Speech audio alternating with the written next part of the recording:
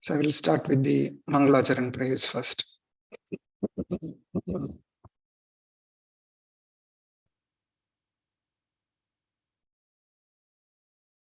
Om Ajnanatimirandhasya Jnananjanashalakaya Chakshurunmilitam Yena Tasmai Shri Gurave Namaha.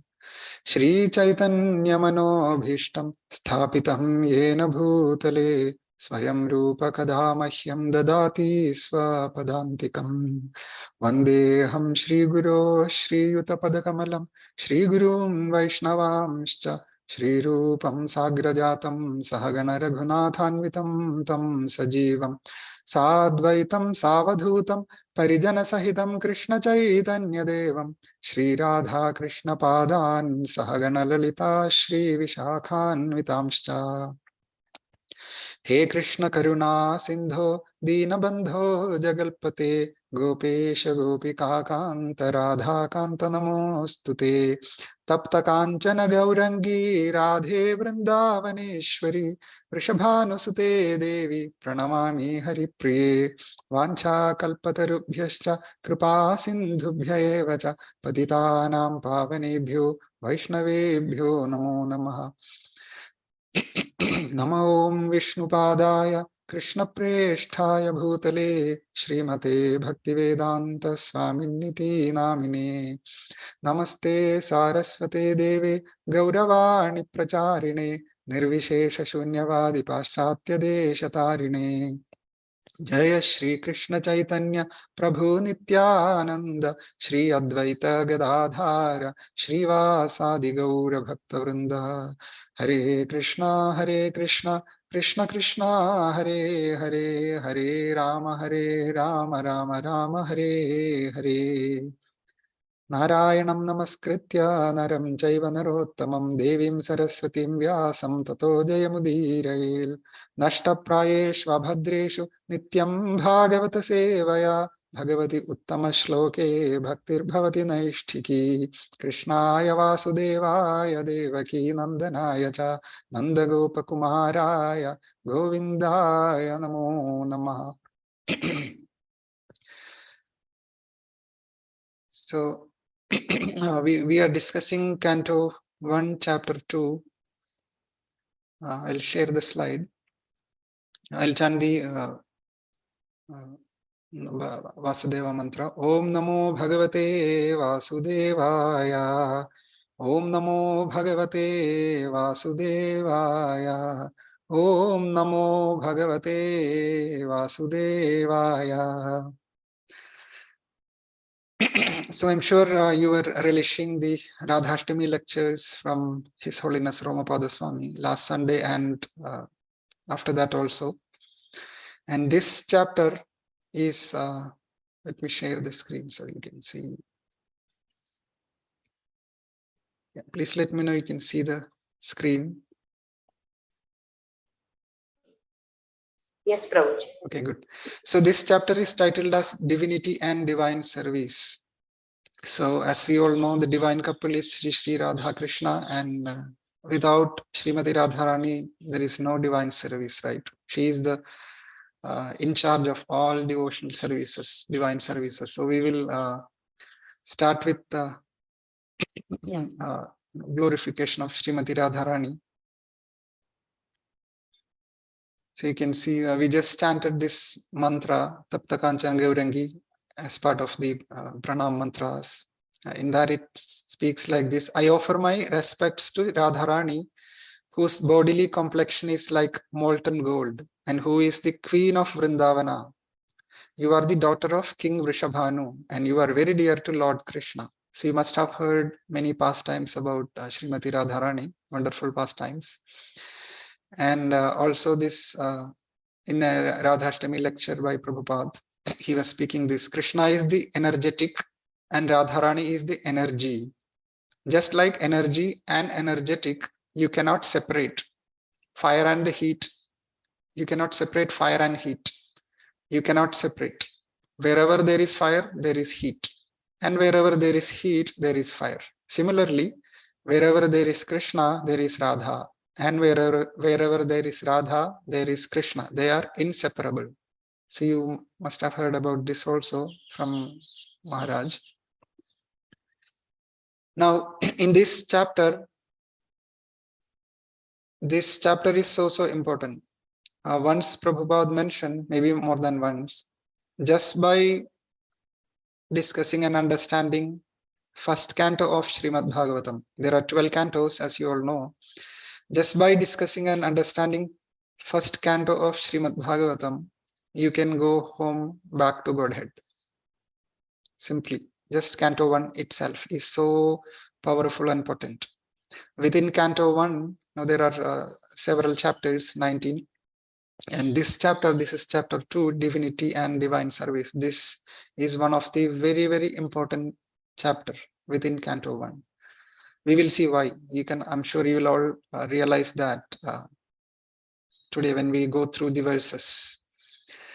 So before we go to chapter 2, let's quickly revise the 6 questions the sages were asking from chapter 1. Right. So first, in this chapter onwards, Sutta Goswami starts answering the 6 questions. So we have to remind ourselves about those 6 questions. He will not answer all the 6 questions in this chapter, but at least some of them. So let's go through that quickly. The first question was, what is the absolute and ultimate good for the people in general? And second was, what is the essence of all Vedic literatures? Third, for what purpose the Supreme Lord Krishna appeared in the womb of Devaki as the son of Vasudeva? Fourth, what are the acts of Lord in relation to creation of this material world? And fifth, what are the activities of the incarnations of the Lord? And sixth, where have religious principles gone after Krishna's disappearance from this planet? So we will see some of the answers, wonderful answers. So now I'm not going to recite all the verses, but many of the verses in this chapter are very, very important and very celebrated verses. Prabhupada speaks about many of these verses in his many lectures, and he quotes some of these verses in Bhagavad Gita purports also. So it's very important, but many of them we will chant. So in verse 2, this is Canto 1, Chapter 2, verse 2. Sutta Goswami is paying obeisances to Srila Shukadeva Goswami because he, Sutta Goswami, heard Srimad Bhagavatam from Shukadeva Goswami when Shukadeva Goswami spoke Bhagavatam mainly to Parikshit Maharaj within the assembly. So Sutta Goswami was one of the audience. So he's being grateful and paying obeisances to Shukadeva Goswami. And he mentions Srila Shukadeva Goswami was a Vaishnava from the beginning. As soon as he takes birth, he was a Vaishnava, pure Vaishnava. Therefore, there was no need for him to undergo all the processes of the Varnashrama institution and undergo any ceremonies. There are many purificatory ceremonies which a person has to go through, especially a Brahmin. But Shukadeva Goswami did not have to go through any of them because he was already beyond all the modes of nature and all these rules and regulations. So as you can see in the picture right side, as soon as he took birth after 16 years. So he was not a young baby, but he's without any clothes. Just he came out of the womb. He took birth. He ran out of his house because he was not attached to anything, any materialistic relations or anything. And then Vyasadeva was running behind him also. So when he was going, without clothes, there were ladies taking bath in the ponds, and they did not feel anything, even if he is completely without clothes, etc. Because he was beyond all this man, woman, or this thing. He was beyond the body. He was complete pure spirit soul, and that was reflected to them also. Because of that, they did not feel anything. Of course, when Vyasadeva, they saw Vyasadeva because he was also pure, but Vyasadeva was at least executing his duties as a husband, father, etc. So as a male personality in that sense, so they felt a bit shyness and they covered themselves, these ladies. But for Shukadev, they did not feel anything, any shame, etc. Because of his disposition. So Sutta Goswami describes any low-born person, be he a Kirata, Huna, Andhra, Pulinda, Pulkasha, Abhira, Sumbha, Yavana, Khasha, or even lower, can be delivered to the highest transcendental position by the mercy of Vaishnavas. So that is the beauty of the Vaishnavas. They are completely compassionate towards anyone and everyone, regardless of their caste, color, qualification, etc.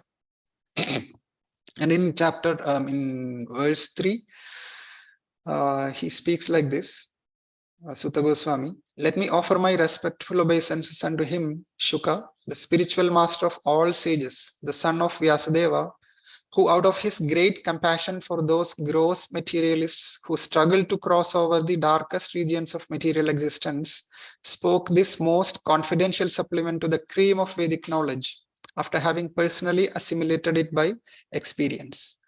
So we can see here the grateful nature of Sutta Goswami, paying obeisances to Shukadeva Goswami and also glorifying Shukadeva Goswami. So as we can see from this picture, in the beginning, Srila Vyasadeva composed Srimad Bhagavatam by the mercy of his guru, by the instruction of Sri Narada Muni. And then Vyasadeva spoke Srimad Bhagavatam, taught Srimad Bhagavatam to many personalities, including Shukadeva Goswami. And then Shukadeva Goswami spoke Bhagavatam to Parikshit Maharaj and many others. And we are all getting benefited from that. So out of his great compassion, out of Shukadeva Goswami's great compassion, he spoke this confidential supplement to the cream of Vedic knowledge. We saw that from chapter 1. Bhagavatam is the cream of Vedic knowledge, after having personally assimilated it by experience. So Shukadeva Goswami relished Srimad Bhagavatam, because in the beginning, when he was out of his mother's womb, he was a Brahmavadi. He was completely satisfied in Brahman realization. But Vyasadeva made his disciples to chant Srimad Bhagavatam verses loudly. When Shukadeva Goswami went out of his house to bring him back, he asked his disciples to chant Srimad Bhagavatam. And by hearing Srimad Bhagavatam, even though he was completely Brahman realized, he got attraction to the Bhagavan feature of Krishna, that is ultimate feature, by hearing Srimad Bhagavatam. That way he got the complete experience of Srimad Bhagavatam. And then he spoke to, later he spoke to Parikshit Maharaj. And so he is very, very highly qualified to speak Srimad Bhagavatam, Shukadeva Goswami, and Sutta Goswami is acknowledging that. And in verse 4, so this verse, whenever we discuss Srimad Bhagavatam, this will be chanted in the beginning. I chanted this before, you might have heard a few minutes before, as part of the Mangalacharan prayers, continuation of that. And that comes in this chapter also. So I'll repeat it for the purpose of our own purification. Narayanam namaskritya naram chaiva narottamam devim saraswatim vyasam tato jayamudirael. So before reciting this Srimad Bhagavatam, which is the very means of conquest, one should offer respectful obeisances unto the personality of Godhead Narayana, unto Nara Narayana Rishi, the supermost human being, unto Mother Saraswati, the goddess of learning, and unto Srila Vyasadeva, the author. So we are covering everyone, paying obeisances, showing our gratitude to the Supreme Personality of Godhead himself, Naranarayana. Again, we can see Arjuna and Krishna, Naranarayana also. So them, and then Mother Saraswati, because she is the goddess of learning. Again, that power comes from Krishna only. And Srila Vyasadeva, the author.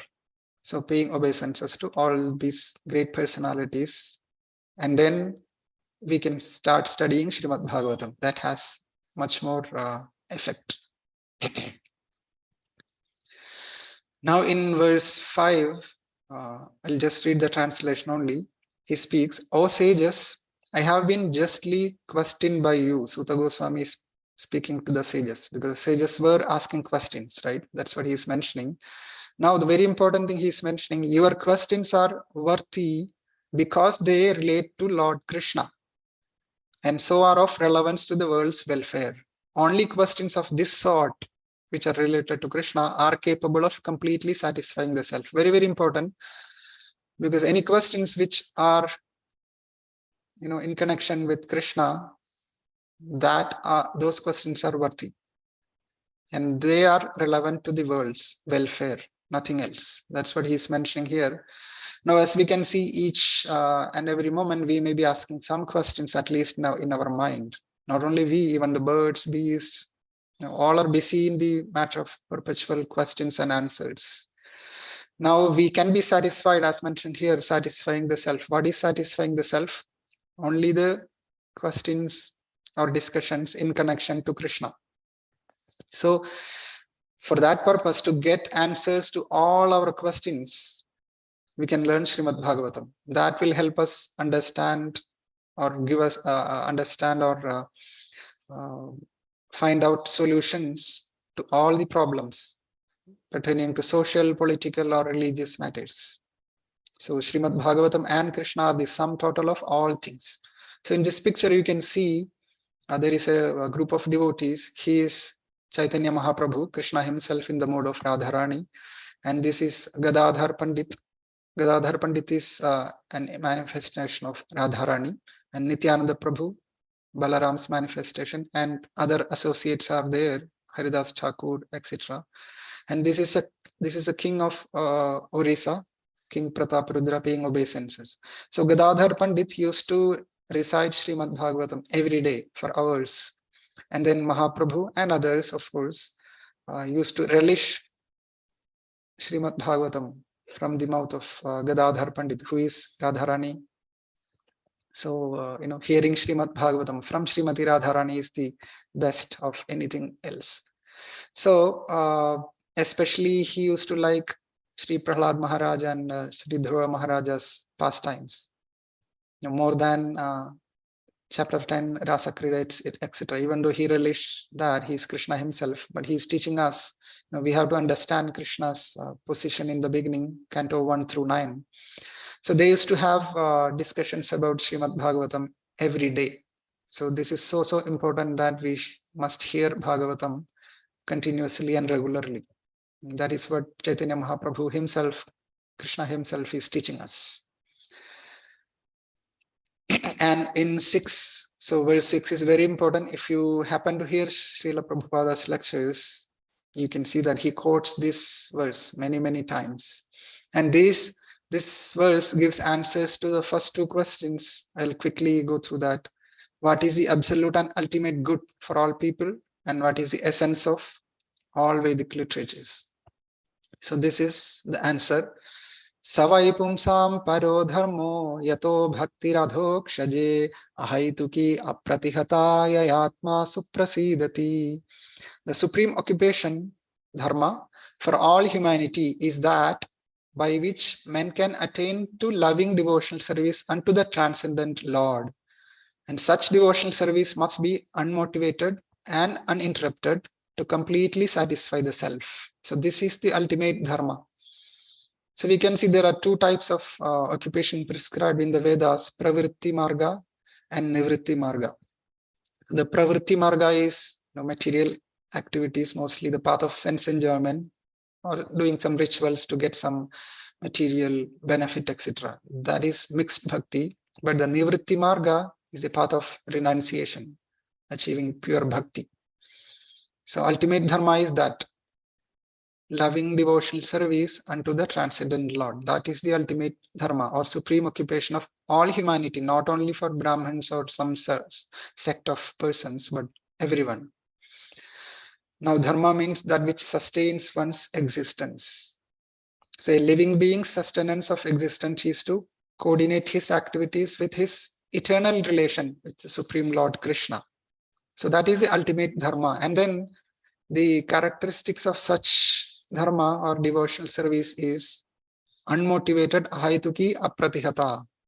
There is no reason for us to execute devotional service because it is our eternal duty, or it is our nature. Nature of water is liquidity, nature of sugar is sweetness. So without sweetness, there is no sugar. Similarly, without devotional service, there is no existence for us, spirit souls, service to Krishna. So We don't need any reason. I'm sick, so let me serve Krishna or go to the temple, or I want this job, so let me go to the temple, or I have this difficulty with the person, let me go to the temple and pray to get rid of that, etc., etc. No, no such reasons are required. That must not be there. Ahaituki, no hetu, no reasons, and no motivation. It is just that is our connection with Krishna, and it has to be uninterrupted, meaning nothing can stop us executing devotional service. Nothing in this world. So very good example is Prahlad Maharaj. As we all know, we discussed his pastime also before. He was harassed, tortured by his father Hiranyakashipu in many different ways, but always he was completely satisfied in thinking about the Supreme Lord, whether he was tried to be burnt in the fire or thrown out of the cliff or within the snakes, and elephant was trying to kill him. In all these very horrible situations, he was completely faithful to the Supreme Lord, and his bhakti was uninterrupted. Nothing could stop his bhakti. So he is a very good example. And then many other examples, even Srila Prabhupada himself, he had to go through several difficult situations, but he was not worried, or nothing could interrupt his service to his Guru Maharaj. So he was able to successfully complete his mission in that way. So that is the characteristics of bhakti, and that should be the way we execute devotional service. From our side, of course, we may have ups and downs and things like that. There may be some motivation in the beginning. It can be interrupted. I'm not able to chant properly because of this situation, that situation. That will be there in the beginning, but this is the goal. Ultimately we are going to reach there if we continue the process with full faith in Guru and Krishna, in the association of devotees. But at least Bhagavatam is giving us this ultimate instruction. Ahaituki apratihata. That way, yayatma suprasidati. The self, our self, will be completely satisfied. And then next verse 7 also provides answers to these two questions: ultimate dharma of humanity and essence of Vedic literatures. This is also very important verse. Vasudeve bhagavati bhakti yoga prayojitaha janayatyashu vairagyam jnanam cha yad haitukam.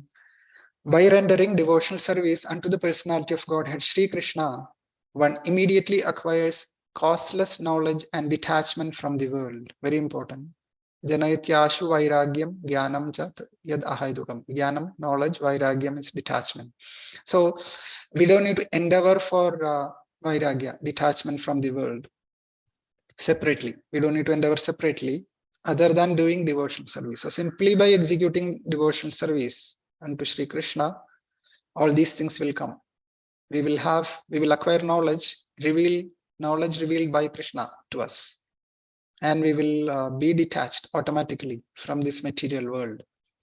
So there are many people, they ask, is bhakti meant for those who cannot perform the high grade activities? Now, high grade activities in the sense that studying Vedanta and going through various austerities, sitting in Himalaya or secluded place for several years without eating, etc. So if one cannot do that, then those kind of not so capable people, they can do bhakti. Those people can just stand and do whatever, read Bhagavatam, etc. But is that the way? That is not the answer. Bhakti is not meant for those who cannot perform other high grade, so-called high grade activities. No, bhakti is the topmost of all transcendental activities. So it is simultaneously sublime for pure devotees. They already achieved Krishna Prema, and it is easy for neophytes. As we can see, Prabhupada gave us the path of process of devotional service. What we have to do? We just need to chant the Maha Mantra, study Bhagavad Gita, Bhagavatam, and do some services, eat Krishna Prasadam, dance, have some kirtan, and it's all very blissful and simple to execute. If we have some faith, we need some faith to start with. That's all we need. Then everything else will come. And that is enough to achieve the ultimate goal of life, Krishna Prema. So process of bhakti leads to perfect knowledge of everything material and spiritual. The best example is gopis of Raja. They did not sit and study Vedanta, etc. They were simply thinking about Krishna every moment. Whatever the activities they do, they are thinking about Krishna. If Krishna is not with them, they will think about Krishna's pastimes. They will chant or sing the glories of Krishna, etc. Simply, they have spontaneous bhakti, and they know all the knowledge, all the essence and conclusions of Vedas. They understood. Krishna revealed that to them. So pure bhakti is the topmost. They are the best examples. And by executing bhakti, we will be detached from material affection and becomes attached to spiritual activities. Of course, when we start executing devotional service, we will feel some attachment to Krishna, and then that will help us naturally to reduce our detachment from materialistic activities. That's why Prabhupada provided all these activities so that we can be 24-hour engaged. He mentions that, during the daytime, if we execute our devotional services, then what happens in the night when we sleep, we will have dreams naturally. And in the dream also, we will have similar activities. Suppose you spend time with devotees or with Bhagavatam or Bhagavad Gita, listening lectures or chanting, executing other services throughout the day, it is very natural that in our sleeps we will dream similar activities. So that way 24 hours we can be in Krishna's service. Even if we do some material duties outside, study, work, or household duties, etc., still we can keep Krishna at the center. That's possible by practice. Now, that way bhakti cult is meant for realization of the positive form. That way the negative forms are automatically eliminated.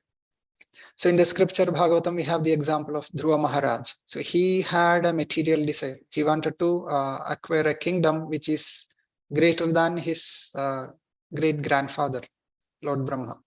He wanted a kingdom better than Lord Brahma's kingdom, the whole universe. Of course, there was history behind that. He was insulted by his stepmother Suruji, and then he went to his mother Suniti. She is a pure devotee, and she instructed, if you want that kind of goal, material desire, you still have to approach Lord Krishna and go to the forest, etc. So he, with that intention to achieve that material gain, he went to the forest. While he walks through the forest, he finds Narada Muni. Of course, Narada Muni appeared in front of him and then tested him of his determination to achieve the goal, and he was very determined, even though 5-year-old boy. Then Narada Muni instructed him to execute actually pure devotional service. He was compassionate. So by executing that for 6 months, by that time Dhruva Maharaj got purified. He had darshan of Lord Vishnu in front of him. And when he saw Lord Vishnu, all his material desires vanished. And he speaks to Lord Vishnu, Swamin Kritarthosmi, I am very grateful. Varam Nayaje, I'm not asking you anything. In the beginning, he wanted to gain kingdom larger than his great-grandfather. But as soon as he executed pure devotional service under the guidance of an authorized guru, Narada Muni, he had darshan of Lord Vishnu. Then he spoke that all those material desires are like broken glass pieces. You are a jewel, compared to your bhakti. So those are very, it doesn't have any value. So I don't need any of those. I just need your bhakti only. So that is how one will be transformed by pure devotional service. So there are some other stories also similarly. So this is answer to question 1 and 2 also, because by rendering devotional service, this is also talking about the ultimate dharma is to render devotional service. but it also gives the effect of that we will acquire knowledge and detachment from the world. So going forward, now I'm remembering some other pastimes, but I will hold it for now. Eighth verse is also very important. I mean, all these verses are important, so I'll chant also. Dharma svanushtita pumsam vishvaksena katha suya notpadayed yadiratim shrama eva hi kevalam. And Prabhupada speaks about this also many times. The occupational activities a man performs according to his own position are only so much useless labor. Very strong word, so much useless labor, if they do not provoke attraction for the message of the personality of Godhead. So meaning, so we might be executing occupational activities, of course, to survive. Now, if that is not creating or provoking attraction for the message of personality of Godhead, if that is not helping us to progress in our bhakti path, then all those activities are useless labor. It is just shrama eva hi kevalam, simply waste of time. That is the meaning. Now we can see there are gross materialists. They are mostly concentrated, I mean, under these two categories. One is concentrated selfishness, lower animals, and extended selfishness. Now, concentrated selfishness means they are just thinking about themselves alone. What can I eat? We can see the birds and squirrels, etc. If you observe, we can see they'll be running around with a lot of anxiety just to get some food. As soon as in the morning, if you observe, we will see that. So these animals are simply looking for something for themselves, eating, mating, sleeping, defending. That's all they do. Now humans also do those, but humans sometimes will, there are many humans, they just think about themselves alone. I don't care what happens to others. I just need to worry about myself. That is like animalistic mentality. But sometimes we go beyond that. Okay, let me take care of my family. I'm selfish about my family. They have to be nicely, it's good also. But then I don't care about anybody else, just my family. And some people will go beyond that, my community and my city or my country, or let me think about humanity. I don't care killing cows and other animals, but I'm concerned about humans alone, like that. People go beyond, but within these are all materialistic activities.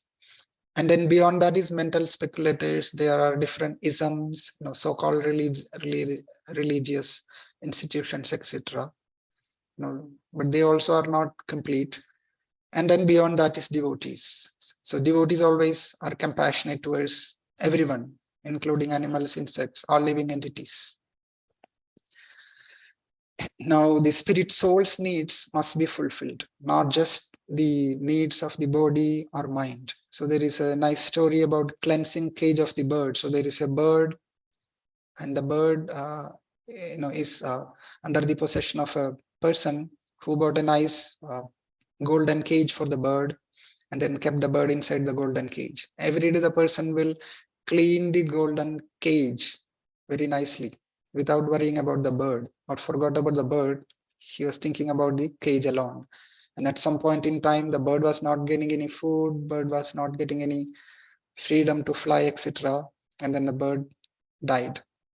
Then only he realized, oh, I forgot to take care of the bird. So this is like body is like the cage, and soul, spirit soul, that is we are the bird. So we have to take care of the soul or ourself, not just the body. So it's mentioned that complete freedom is achieved when he meets the complete spirit, which is Supreme Personality of Godhead. That is when we achieve complete freedom. So in this verse, it is emphasizing the Shrama Eva Hi Kevalam. If one does not feel attraction towards Krishna by doing his activities, so-called occupational activities. So there is a story, nice story about Narada Muni. So once Narada Muni was walking, and then he saw a Brahman, a smartest so-called Brahman.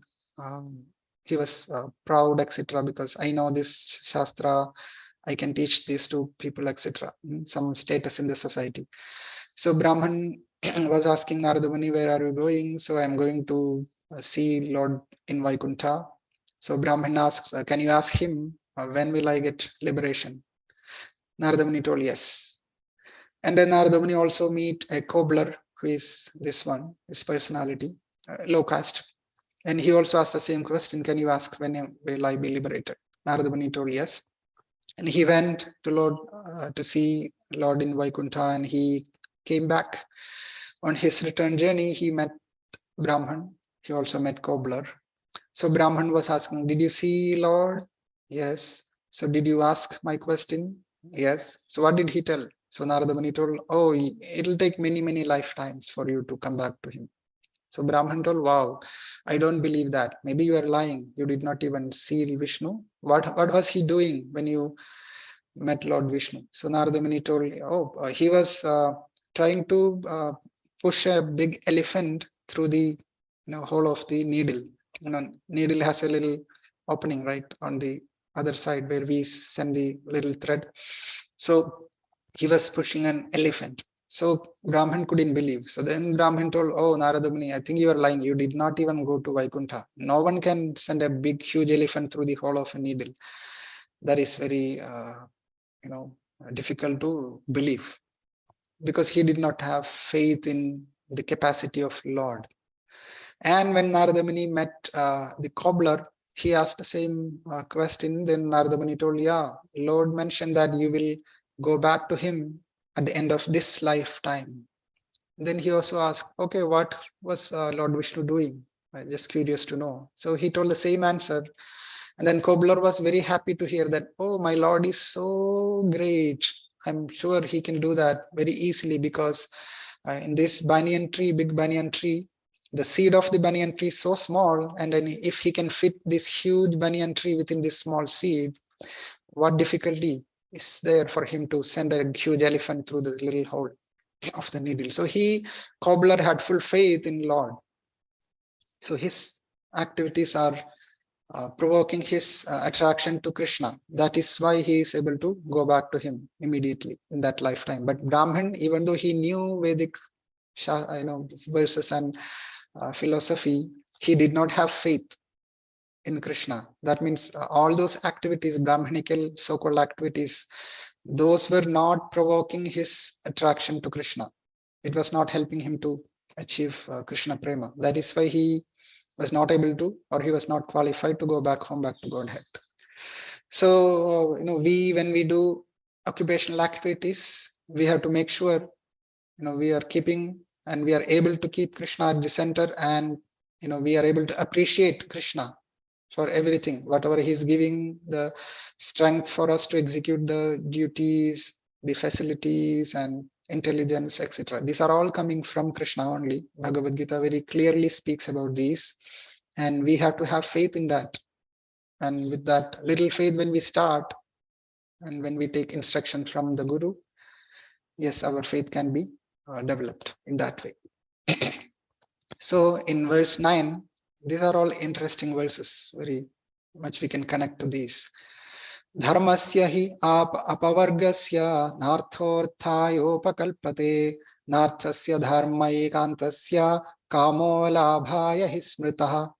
All occupational engagements are certainly meant for ultimate liberation. They should never be performed for material gain. Furthermore, according to sages, one who is engaged in the ultimate occupational service should never use material gain to cultivate sense gratification. We all know this, right? So usually people do religious activities or some occupational services to achieve some sense gratification, either to get some money or status or fame or something, health, etc., etc. And as we know, the Vedic literatures give many ritualistic activities to achieve material gain. 99% of Vedas describe these kind of activities, and small person talks about pure devotional service. But then we have to move ourselves to that small percent. The purpose, Veda ischa sarvair ahameva vidyo, Krishna speaks in Bhagavad Gita. Studying the Vedas, the purpose is to know me. That's what Krishna is telling, not just to get some material gain and enjoy life. So Srimad Bhagavatam very clearly speaks here, the ultimate occupational service should never use, it should not be used to achieve material gain or cultivate sense gratification. Even though majority of people, dharma, artha, kama, moksha, they execute dharma to get some artha, which is money, and then they can have kama, satisfy their kama, material desires. But here our occupational engagements are certainly meant for ultimate liberation only. So that we have to be very careful about that. And in verse 10, again, continuation of that previous one. Kamasya nendriya pritir labho jiveta yavata jivasya tattva jijnasa nartho yasceha karmabhihi. Life's desires should never be directed towards sense gratification. Same message. One should desire only a healthy life or self-preservation, since a human being is meant for inquiry about the absolute truth. Athato Brahma Jijnasa. That is Vedanta Sutra. Brahma Jijnasa. We have to be inquisitive about the absolute truth. Nothing else should be the goal of one's works. So there are some mention about, one should desire only a healthy life.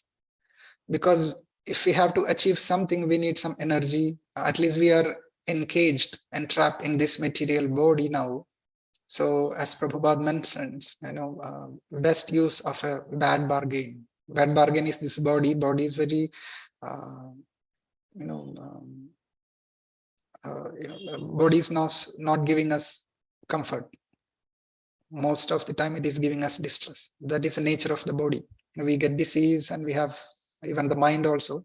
All the different thoughts comes and it'll disturb us, etc. But try to use that body by executing a healthy life. So take care of the body, maintain the body just for the purpose of self-preservation, and then that way we can achieve self-realization. So we call this regulated sense gratification. From Bhagavad Gita 6.17, there is a verse, Yuktahara Viharasya. He who is regulated in his habits of eating, sleeping, recreation, and work can mitigate all material pains by practicing the yoga system. So we can, nobody is asking us not to eat or not to sleep or don't do any recreation, do not have any fun. Not like that. We can have those in a moderate way. Eat something what is required, not too much, not too little. Sleep for some time, whichever is required, not like 12 hours of sleep, but 6 hours or 8 hours. And then some recreation on a regular basis, not that always we have recreation activities, but once a while, just so that we can survive within this world, so that our goal can be achieved. So Bhagavatam is indicating us one should not live for sense gratification. So there is this phrase, live to eat or eat to live. Some people are there, they're living just to eat. They eat all kind of not healthy stuff also. They just like these. Their life is full of meditation of what can I eat today, what can I eat today, what can I buy today or cook today, etc. But Bhagavatam is describing as you can eat to live, and living is for achieving self-realization. So nice quote from Prabhupada. Human life is never meant for sense gratification, but for self-realization. And that will make us happy, because we'll be less engaged in varieties of sense gratification. So that is why he gave us all kind of engagements, so that we don't deviate our attention to activities in sense gratification. Instead, we are executing activities to satisfy the senses of Krishna, and that way we will become ultimately happy, not the other way. Because sense gratification, we seems to be happy for some time, then it always comes with some distress. It is a package, happiness with distress. So we have to be careful about that. And verse 11, this is very important also. Vadanti tat tattvavidas tattvam yajnanam advayam brahmeti paramatmeti bhagavaniti shabdyate. Learned transcendentalists who know the absolute truth call this non-dual substance Brahman, Paramatma, or Bhagavan. So you might have heard of these three categories of realization. The first one is Brahman realization, which is the glowing effulgence of the Lord. It comes from the whole effulgence, Brahman effulgence, comes from the body of the Lord. But somebody maybe realized to that extent only. I realized that the whole existence is supreme, Brahman. And then next level is Paramatma. He is the partial representation of Lord. So Paramatma is the super soul. He sits in every living entity. He sits in the atom also, every atom also, and in the hearts of all living entities. That is, the yogis achieve this kind of realization and they see the Lord in their heart. That is their ultimate aim, not beyond that ultimate aim. But the bhaktas, they realize Supreme Personality, a person, Bhagavan. And this is the last word of the absolute truth. So this verse describes about absolute truth in three different aspects. But they are all the same. There is no qualitative difference between them. Only how one perceives them, that's how this is being categorized. But they are all same. Brahman is the effulgence coming from the body of Krishna. And Paramatma is the partial manifestation of Krishna. And then Bhagavan is Krishna himself. So it is as simple as that. Now, it described about the absolute truth. But how do we realize the absolute truth? Now, once we know what is absolute truth, how do we realize? So this chapter describes that also. Tachraddhadhana munayo jnana vairagya yuktaya pashyantyatmani atmanam bhaktya shrutagrihitaya. Bhaktya shrutagrihitaya. Shrutagrihitaya means hearing from the Vedanta Shruti. And bhaktya means by rendering devotional service. That way we can realize this absolute truth. A seriously inquisitive student or sage, well equipped with knowledge and detachment, because we mentioned that when we start executing bhakti, we will acquire knowledge and detachment. So when we are equipped with that, then we realize that the absolute truth by continuation of the devotional service. And how do we execute devotional service? By hearing from the Shruti, Vedanta Shruti. Of course, from the bona fide spiritual master. And Bhagavad Gita, Krishna describes, you might be remembering this, Bhaktyamam Abhijanati. Only by devotional service, you can know me. So generally there are three classes of devotees, neophyte, then in the middle stage, and Uttama Bhakta, final stage. So neophytes are those who are at very preliminary level. They will just go to the temple, obeisances, pay obeisances to deities, etc. But they have to, if they have to progress through the bhakti path, they have to hear from a pure devotee. And such a pure devotee should not be a professional man who is speaking Bhagavatam for getting money, etc. Not for that purpose. But they should be someone who is a representative of Shukadeva Goswami or Sutta Goswami. Prabhupada is a very good example, and his followers are also in that line. So from them we have to hear and then continue our bhakti process. In Bhagavad Gita, Tadvidhi pranipatena pariprashnena sevaya upadekshanti te jnanam jnaninas tattvadarishna. So we have to be submissive to the Guru and do some service. That way we can acquire knowledge from the bona fide spiritual master. Bhagavad Gita speaks. And then even chapter 7, first verse, Maya Sakta Manah Partha, that verse also Krishna speaks. Shrunu, there is a word Shrunu. So by hearing, we can achieve the self-realization. In that verse, verse 1 of chapter 7 of Bhagavad Gita, Prabhupada quotes many of the verses from this chapter. Starting from Shrinumatam Swakatha Krishna, we will see in few minutes. So this is very important. Hearing is the most important process in the devotional service. So the 9 processes of devotional service, it starts with Shravanam. Shravanam, Kirtanam, Vishnu Smaranam, etc. It starts with Shravanam, hearing from the Vedanta Shruti. That's what this verse is talking about. That way we can realize the absolute truth. Now, what is the goal of realizing the absolute truth? Now, there has to be a goal, right? When we do anything in life. So that is given here. Atah pumbhirdvijashreshtha varnashrama vibhagashah swanushthitasya dharmasya samsiddhir haritoshanam. The goal is samsiddhir haritoshanam. Haritoshanam means to please the personality of Godhead Hari or Krishna.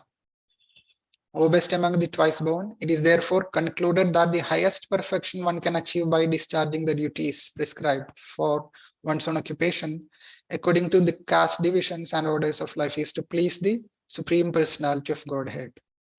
So you might have heard of Varnashram system, Brahmana, Kshatriya, Vaishya, Shudra, and Sannyasi, Vanaprastha, Grihastha, and Brahmachari, different categories of Varnas and Ashramas. So all these Varnashrama system is meant to please Supreme Personality of Godhead. Even though in the beginning somebody may be following the Varnashram system, but they will be satisfying their own body, mind, ego, etc.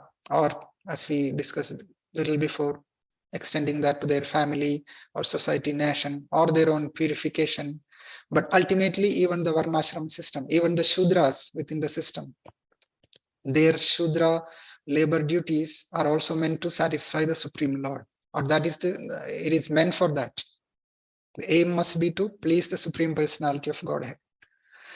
If someone doesn't do that, then all these artificial predominance by higher caste, those issues will come. Like Brahmins think that I am the best, I have to be worshipped by others, and all sort of, they'll feel power. But even their duties are meant for pleasing Krishna.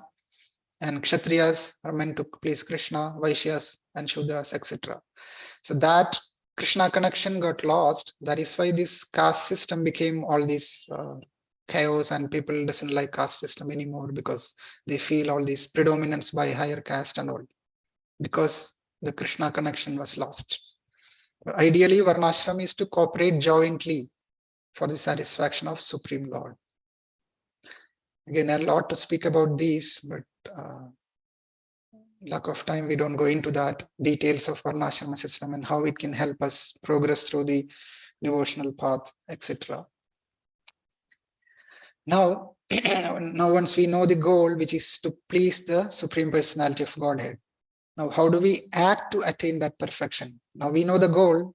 Okay, I have to execute devotional service. That is our ultimate dharma. In the beginning, we saw, and then we saw the effect of that. We'll acquire knowledge. We will acquire detachment from materialistic activities, etc. And then we know the absolute truth, Brahman, Paramatma, Bhagavan, and then how to what is the this realizing the absolute truth.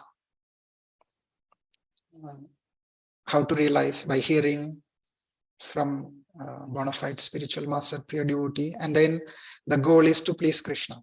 Now, how do we act so that we can achieve this goal? Is spoken by Sutta Goswami here.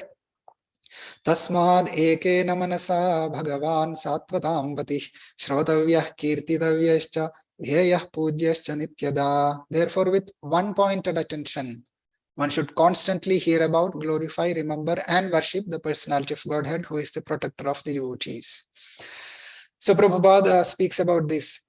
Everyone, whether we are a devotee or not, always we are in this going through this process of glorifying someone, hearing something from someone, maybe a story of the person or movie or politician. We are hearing something, or we are remembering something, or we are even worshipping maybe a hero of a movie, or worshipping this person or this sportsman or this, that.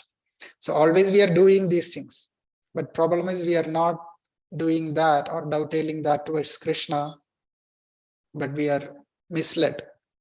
So even though we are going through these activities, if we don't keep Krishna at the center, these are all useless. So this verse is talking about with one pointed attention, we should constantly glorify, do all these activities, but towards Krishna, glorify Krishna, remember Krishna, worship Krishna, etc. So that way we can achieve this perfection.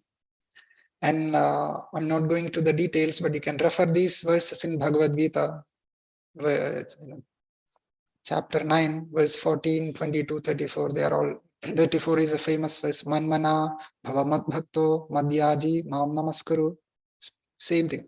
think about me, worship me, pay obeisance to me, etc. That way become a devotee. That's what Krishna is telling. Same principle is described in Bhagavatam also. And that is the activities which we have to do to achieve the self-realization goal.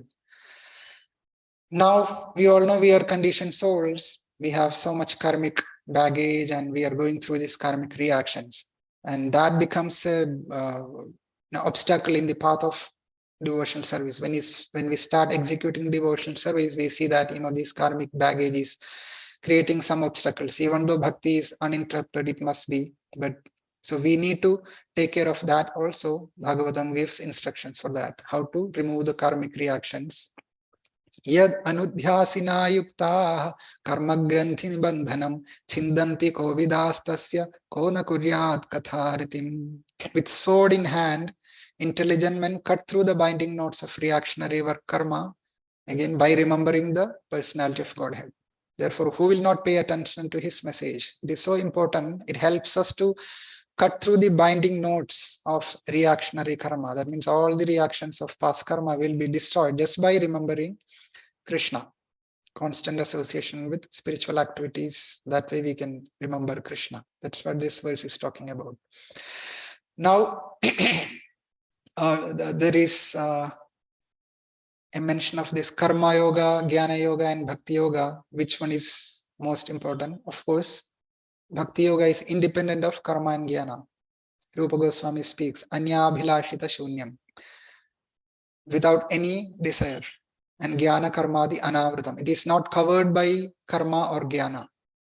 Bhakti. So bhakti gives us liberation plus Krishna prema.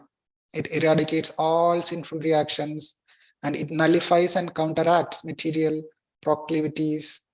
If we have some tendencies to do sinful activities, it will destroy that also, bhakti. That way it uproots ignorance. So the analogy is given in this verse, Bhagavatam 6:115. Kechit kevalaya bhaktya, again by doing bhakti, Vasudeva parayana, agham dhunvanti karsniyana niharam iva bhaskara. That means just as the sun can immediately dissipate fog by its rays. The fog is there, that is like our ignorance. So sun rays can dissipate the fog immediately. Similarly, unalloyed devotional service to Krishna can uproot the weeds of sinful actions with no possibility that they will revive, just by doing devotional service. So this is how bhakti process will help us to eradicate our sinful reactions. Now, the most important verses are coming up. I think we have time, hopefully. How to get taste for hearing Krishna Katha. So it is mentioned that we have to hear Krishna Katha, that way we can achieve this goal. But if somebody is not having a taste to hear, then how can they continuously hear? Anything if we have to do, we should have some interest and taste, right?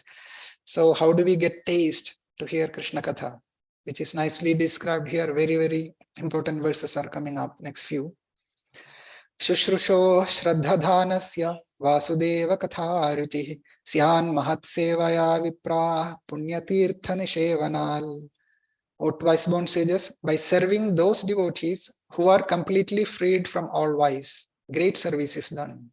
That is the best service, serving the devotees who are pure. By such service, one gains affinity for hearing the messages of Vasudeva. So simply by serving pure devotees, we will develop the affinity, eagerness to hear the messages. Now there is a pastime here.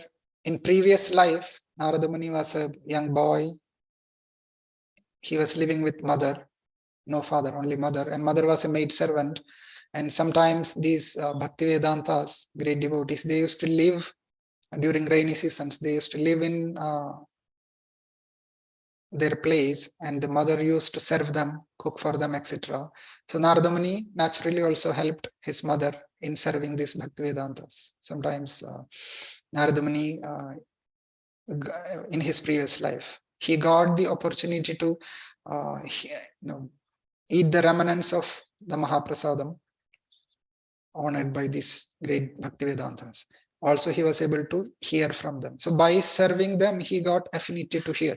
And then he was able to hear from them. Because of that, he developed pure bhakti, and then in next life he got liberated as Narada Muni forever. So that is the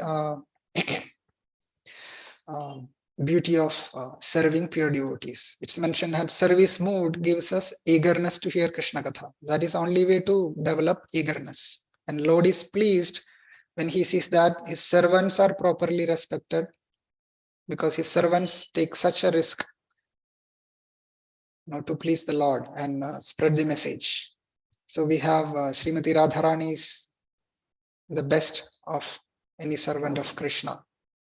Nobody can be better devotee than Radharani. As soon as Radharani's name is there, Krishna is more pleased.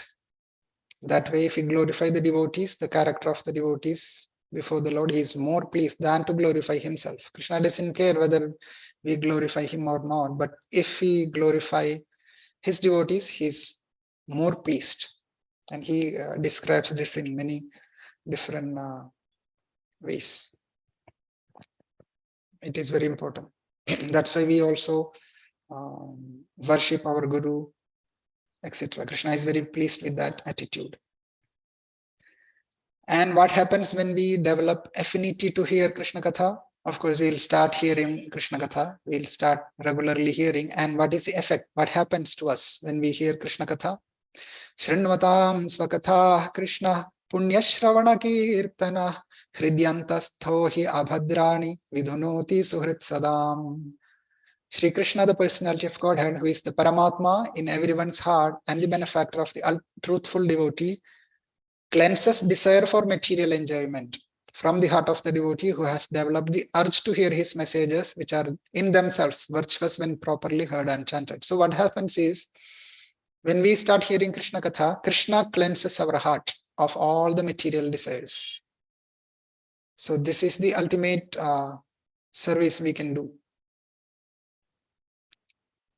Offenseless hearing and chanting of God. Hearing and chanting. Offenseless means no other motives and things like that. We just want to hear, to relish. And just by doing that, affinity for the ultimate object supreme develops within our heart. So this verse is very, very, very important. Prabhupada quotes this and next few verses in the purport of Bhagavad Gita chapter 7, verse 1. That is about importance of hearing. Krishna speaks to Arjuna and Prabhupada extends that. What happens when we hear? Our heart will be cleansed of all materialistic desires. And then in the beginning, we discussed Srimad Bhagavatam. I was chanting this. So devotees chant this verse also. We will see why. Nashta prayeshva bhadreshu nityam bhagavata sevaya bhagavati uttama shloke bhaktir bhavati naishtiki. By regular attendance in classes on the Bhagavatam and by renderings of service to the pure devotee. So the two things, attending Bhagavatam and rendering service to the pure devotee. All that is troublesome to the heart, unwanted desires and things like that in the heart, is almost completely destroyed. Almost completely. And loving service to the personality of Godhead, who is praised with transcendental songs, is established as an irrevocable fact. So this is very important. What happens when we hear Bhagavatam? And hearing Bhagavatam is same as serving Bhagavatam. So how do we serve Krishna? The Archa Vigraha, we do Arati and offer Bhoga to Krishna, dress Krishna, bathe Krishna, Abhishek, etc. Now Bhagavat is literary incarnation of Krishna. How do we serve Bhagavat? Of course, we can do Arati. Yesterday in the temple, devotee was doing Arati to Bhagavatam because of Bhadra Purnima. I will talk about that. Probably you have heard about that. So we might worship with incense and all to Bhagavatam also, but the best service on a regular basis is discuss, hear, read Bhagavatam. So here there are two mentions, two types of Bhagavatas are mentioned. One is book Bhagavata, which we all know. Second one is devotee Bhagavata. They are identical. There is no difference. Pure devotees like Prabhupada, they are also considered as Bhagavata. We call Maha Bhagavata, right? So we have to please devotee Bhagavata. Then we can receive the benefit of the book Bhagavata. Directly if we go to book Bhagavata, we may not able to relish properly. So we hear from a book devotee Bhagavata, Maha Bhagavata devotee, about Bhagavatam. Even Mahaprabhu, Chaitanya Mahaprabhu, as we saw, was hearing from Gadadhar Pandit, the Srimad Bhagavatam. He's becoming an example for us.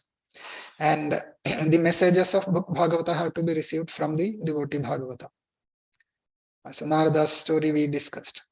So this verse describes about a stage called Nishtha stage. There are 9 stages of devotional progresses, starting from Adav Shraddha, little faith, Tatha Sadhu Sangha, we associate with devotees, then Bhajana Kriya, execute the devotion services, then Anartha Nivritti, starts cleansing our anarthas, unwanted things. Bhakti will do that, we just execute Bhajana Kriya. And then we develop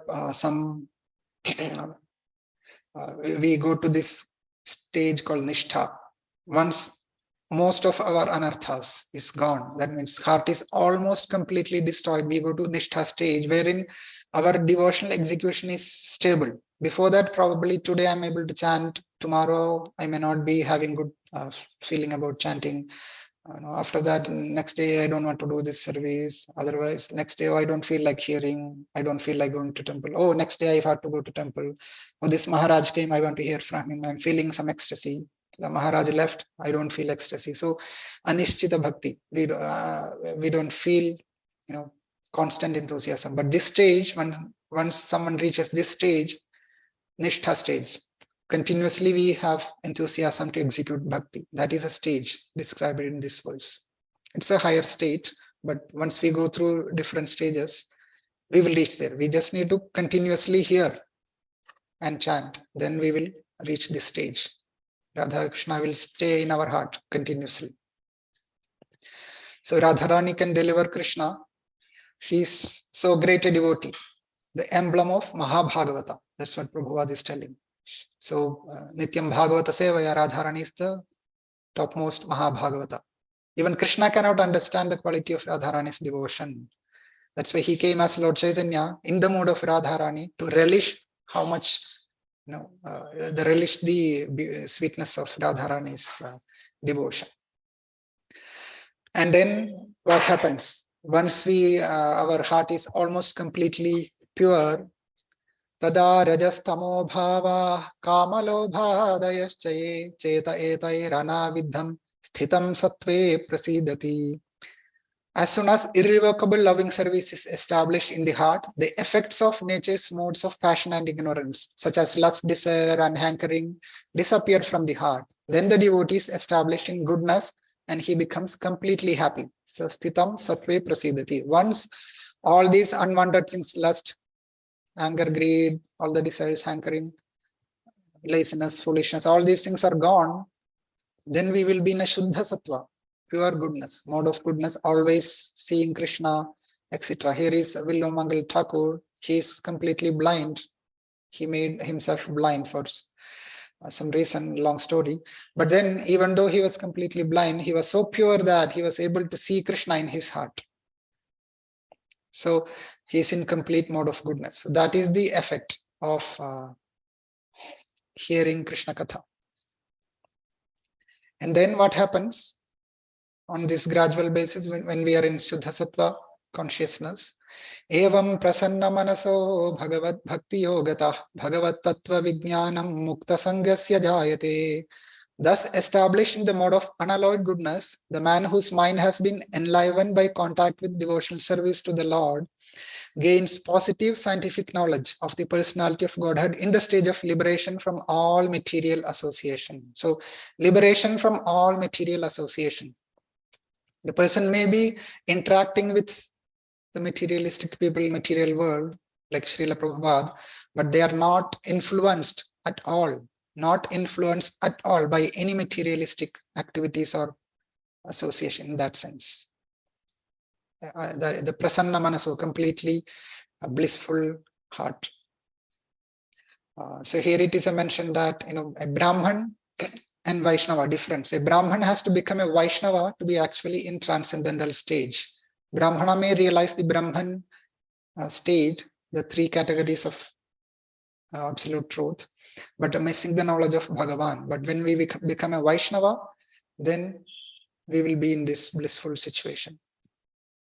So here is Lord Kapiladev instructing his mother Devahuti about transcendental knowledge. So by going through this process, we attain that positive scientific knowledge of Krishna. And then finally, so this is the last verse in that sequence, and then few more verses in this chapter, but in this sequence of effect of pure devotional service, very important, very nice. Vidyate hridaya granthis chidyante sarva samshaya kshiyante chasya karmani drishta evatmanishvare. Thus the note in the heart is pierced and all misgivings are cut to pieces. The chain of fruitive actions is terminated when one sees the self as master. Very beautiful, no?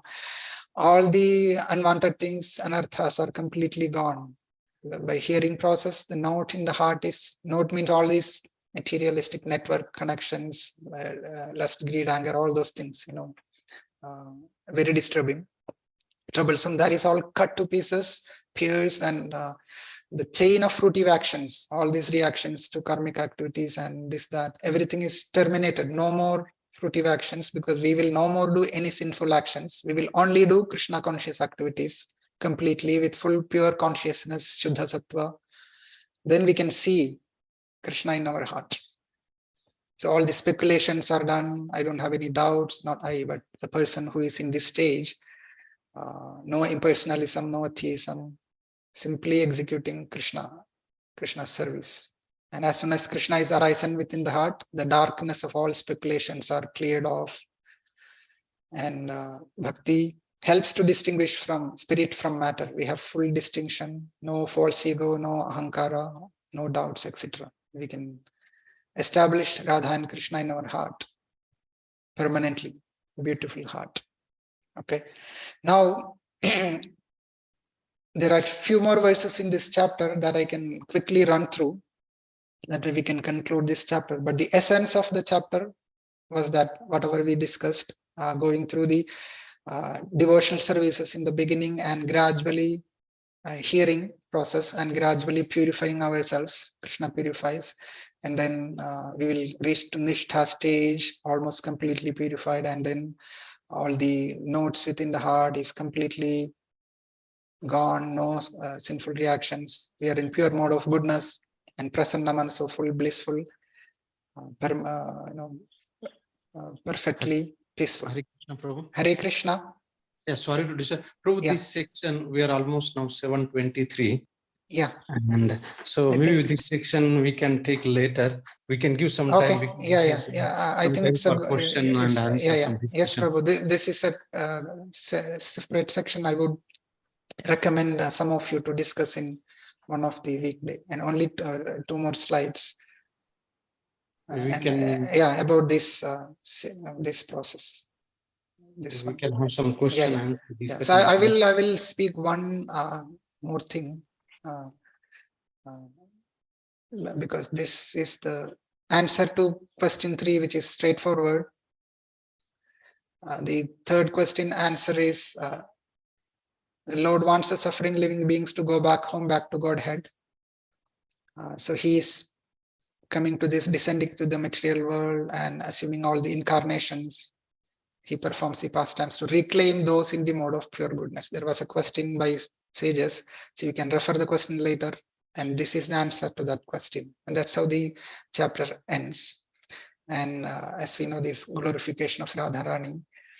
The last thing I just wanted to touch upon, probably you might have heard this already. Yesterday was Bhadra Purnima, and it's mentioned in Bhagavatam that if on the full moon day of the month of Bhadra, one places Srimad Bhagavatam on a golden throne and gives as a gift, he will attain supreme transcendental destination. So it's not late. If you would like to gift Bhagavatam to someone, this is the best time of the year. Or if you would like to acquire Bhagavatam, or if you have less financial capacity, you can gift one Bhagavad Gita or one Bhagavatam Canto, or whichever smaller way also you can contribute. So you can contact any of the devotees here. They will help you. So I'll stop here. Sorry to go a little bit longer. The chapter is so nice and I wanted to discuss. And I'll stop here and see if you have any questions or reflections. Hare Krishna.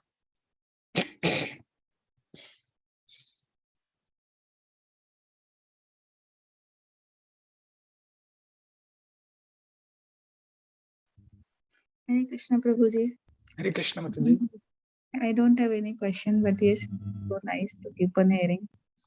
And yeah, once we realize that whatever you are saying that we should not be, we are that only. But yes, there you have given the answers also. How to overcome. It is not a one-time process. We'll have to keep on doing, keep on doing, keep on doing. Yes, of course, it's a gradual process. Slow and steady wins the race, right? Yeah, so that's what we have to do. Thank you. Hare Krishna Prabhuji, Hare the Krishna. last week I could not attend the class. From a second onwards, I was having viral fever and cough. So Okay. last 1 week I lost the class, the first chapter. How can I get it? The recording or? There is a recording. We can get it to you. Yeah, last Sunday also I was not attended. Last Sunday was Radhashtami lecture by His Holiness Ramapada Swami. And the last 1 week also, last full week. I think someone will help you to get up to the mark. Maharaja's lectures are on YouTube also, so that link can be sent to you. Yes, Prabhu. Yeah. Thank you, Prabhuji. Thank you. Hare Krishna. Hare Krishna, Prabhuji. Ashok Prabhu, the link will be shared in the group, Prabhu. Last week's lecture, what we played, there's already a YouTube link. We will be sharing that link. Okay. Thank you, Prabhuji. Thank you.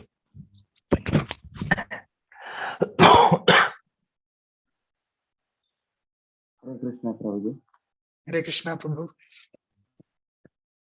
Prabhuji, the Paramatma and the Supreme Personality of Godhead is different. In today's class, it is mentioned like that. They are not different. So in the last few verses which I skipped, there are details about that. So probably somebody will bring that to you and the group. So Krishna is the Supreme Swayam Bhagavan, Supreme Personality of Godhead, and Paramatma, today it is described also that a partial manifestation of Supreme Personality is Paramatma.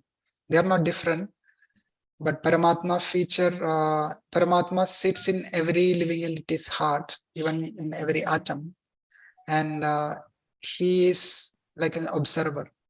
Paramatma feature of Krishna, same person, but in a different manifestation. That's all. A partial manifestation of same Krishna is Paramatma. So they are not different, but how they act is differently. For example, if some random person has a desire, material desire, even I want to steal something from somebody.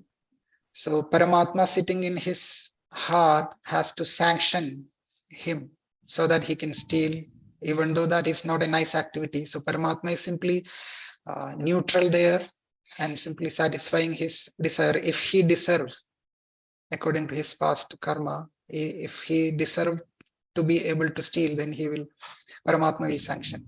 But Krishna sitting in the heart of a devotee is different. Krishna is always looking for what is good for this devotee and maybe sanction sometimes, even if the devotee, maybe mixed devotee like me, desire to do this thing, and if that is not so good for me, for my spiritual progress, if Krishna is sitting in my heart, then he may not sanction, depending on what is our benefit. So that two different features of the same absolute truth. Brahman, Paramatma, Bhagavan. These three are the different features of the same absolute truth. So it was mentioned in one of the slides also. They are qualitatively one and the same. Is that a good answer? Okay. Yeah, I think someone will speak about the last few verses. So there is how these expansions are coming to the material world, creation of the material world, different Vishnu manifestations. Those will be described later. It is in the slide. Okay.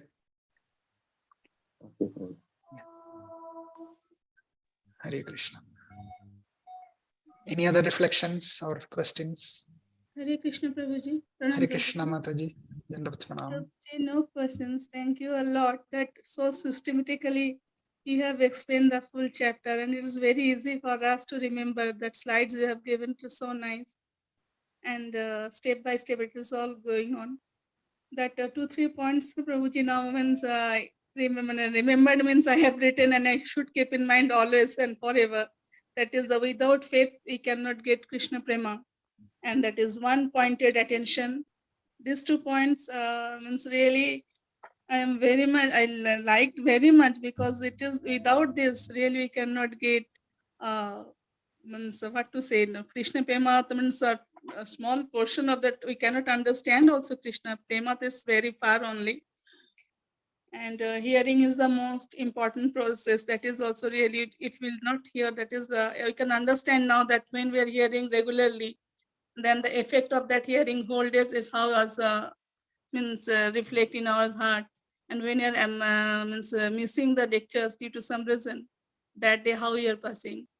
And Prabhuji, that is the to serve the pure devotees. So it is somewhere means we are not able to do means what type of service we can do. That only I want to know. That Yeah, is, okay. Thank you for your nice realizations. First of all, let me clarify the first thing you mentioned, the systematic. It is not me. Bhagavatam gives his systematic descriptions in this chapter. So I was simply repeating Bhagavatam, which I heard from spiritual masters and others, and Prabhupada's explanations. I was not doing anything beyond that. So all glories to Srimad Bhagavatam, Shukadeva Goswami, and Srila Prabhupada and other devotees. And yes, this serving pure devotee, it can be done in many, many different ways. Just by reading Srila Prabhupada's books is serving Srila Prabhupada also, pure devotee. Hearing Prabhupada lectures is serving Prabhupada. Following or trying to follow the instructions of Srila Prabhupada is service to pure devotee.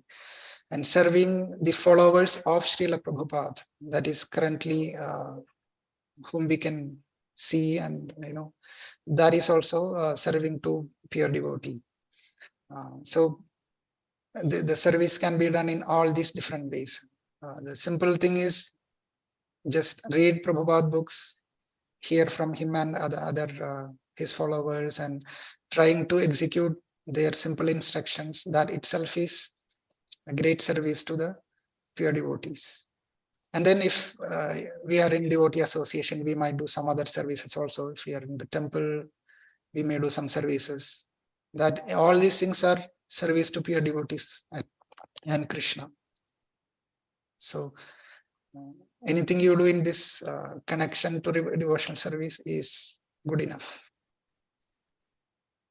And depending on your situation and locality, you can speak to someone if you want to extend the service to a specific temple or devotees, or even there are several online services, etc. So there are all these things are service. We may not be able to see Srila Prabhupada directly as many of the older devotees were able to, but still we are, even in the temple, Prabhupada's Murti Archa Vigraha is there, so we can serve Prabhupada in that way also. Okay. okay. Thank you, Prabhuji. Yeah. Hare Krishna. Hare Krishna.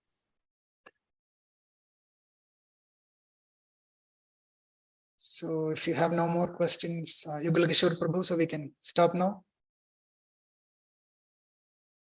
Prabhu, yeah, thank you. Just a couple of points on this Bhadra Purnima, but before that, let's thank Prem Vardhan Prabhu so nicely